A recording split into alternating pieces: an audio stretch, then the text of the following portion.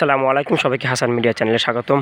আজ চট্টগ্রামের আকাশে প্রচুর মেঘলা, প্রায় দুপুর 1টা থেকে এই পর্যন্ত প্রচুর মেঘলা রয়েছে এবং বৃষ্টি হওয়ার একটা ভাব হয়ে আছে।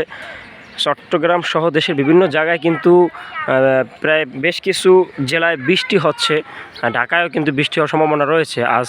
তার ভিতরে চট্টগ্রাম আজকে মেঘলা পুরা 1টা থেকে এখন পর্যন্ত প্রায় এখন 4:30 বেজেছে, এখন পর্যন্ত মেঘলা হয়ে আছে এবং আবহাওয়া খুবই ঠান্ডা হয়ে আছে চট্টগ্রামের আকাশ।